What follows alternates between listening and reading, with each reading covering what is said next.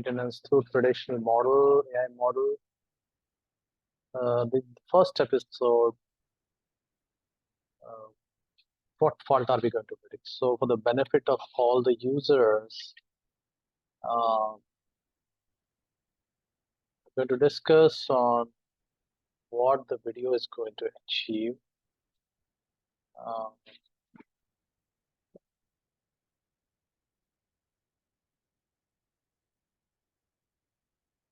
This video will give you an introduction to one of the use cases in AI, which is predictive maintenance.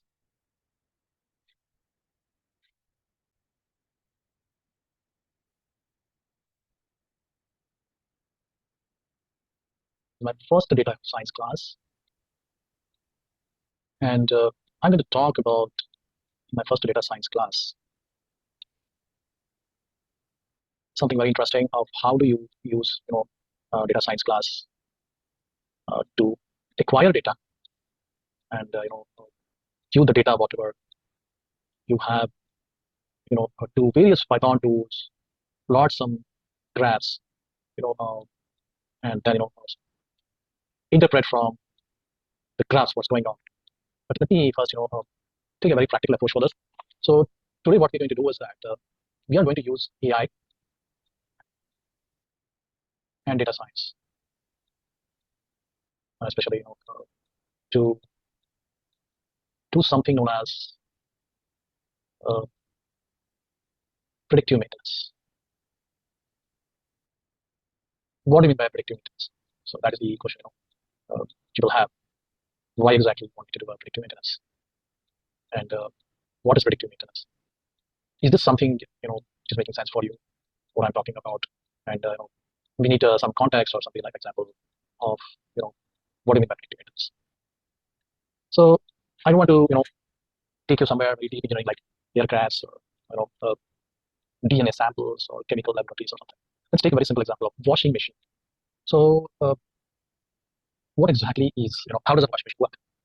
You know that you put the clothes to wash inside the washing machine, and then you get the cleaned clothes, right? Clean and dry clothes. Of course, you have separate washer and dryer. A lot of people have a separate washer and dryer. But let's try to understand how does a washing machine work. Okay, normal things. How does it work, and what happens when there is a fault? So this is what we'll discuss today. And let's take an example of very specific example, like what if the bearing of the washing machine goes wrong? Where is this bearing? How does it come? I'm going to explain it shortly. And when the bearing is faulty, you will not get good results out of the washing machine. And for that, first of all, let's understand how a washing machine works. Okay, so let's take a washing machine.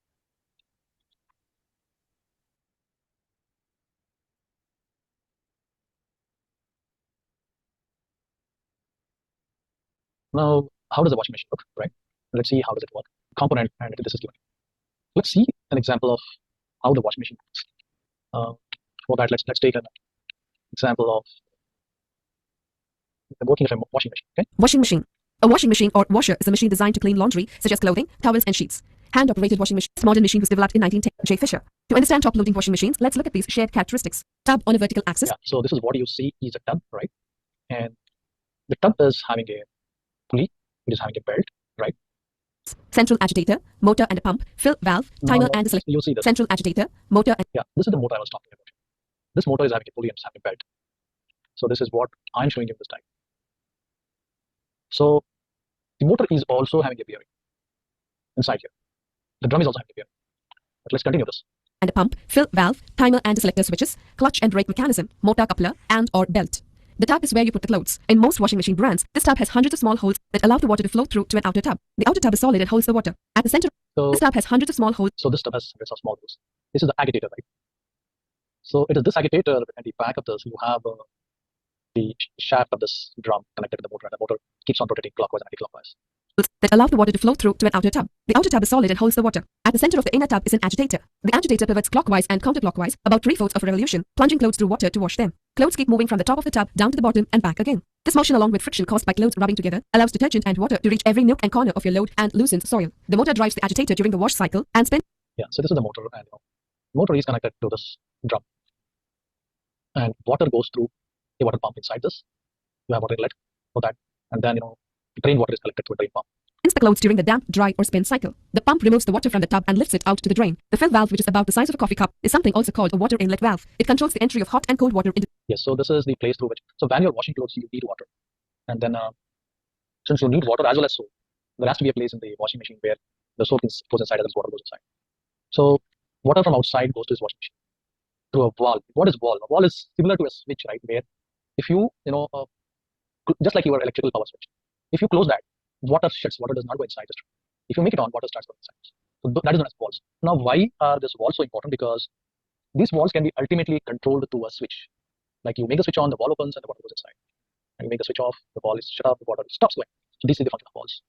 To the machine. The timer runs the washing machine in a predetermined pattern. It provides the electricity to all of the washing machine. Okay, timer is just like a planner for the washing machine. So when you are doing the washing, you go through various cycles, right? The first is agitated, right? Where in a normal washing machine, when we do wash, what we do is we take the clothes and then we beat it on a stone, then we put water, rub against the stone. So that's agitating action. Then you have, after that, you have rinsing, and after that, you have spinning. Spinning is for drying. So all this has to be planned. So that is planned inside a timer. So that's timer. That's explained about. Machine components at the correct time and for the correct length of time. These let you adjust certain settings. For example, the water temperatures, spin speed, timer cycle, and so on.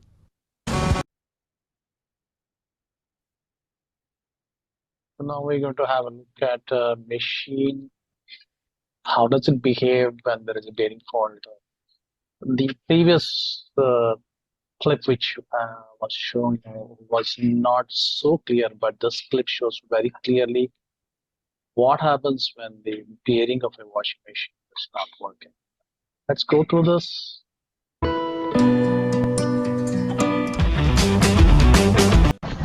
Hey YouTubers, it's Ronan here with my bar channel again, where I'm either building it, assembling it, repairing it, or just replacing it. What we're looking at is my front load washing machine, where the drum is wobbly, on regular spin. You can see how it's wobbling.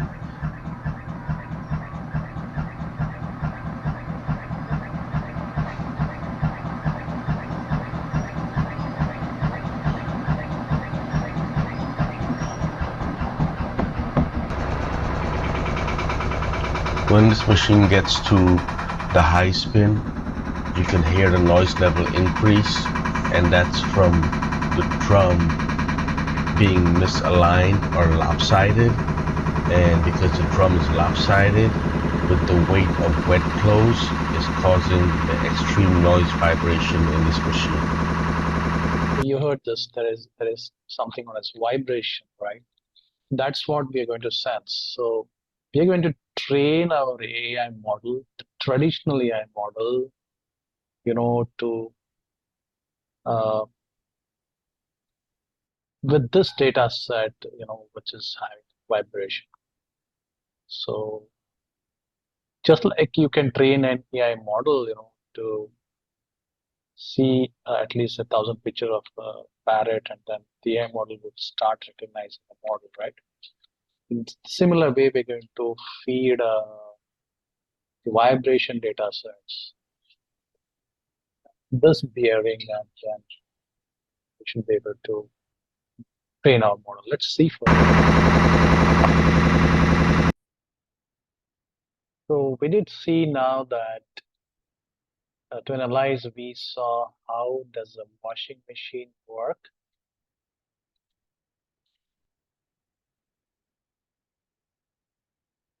Machine work. Then what was the fault in the washing machine?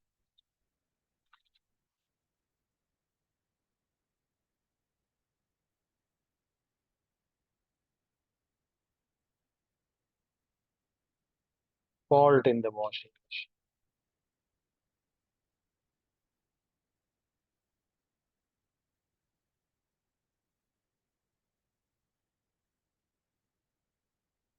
Then how we are going to predict the fault? How are we going to predict the fault? Which we will slowly start learning now by pulling the data sets. In my next episode, what I'm going to talk to you is how to collect the data of vibration and train our model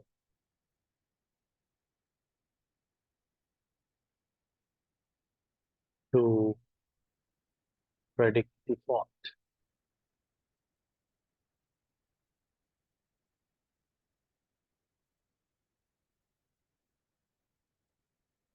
If you like the video, subscribe for the video, and I'll be happy to answer your questions on it.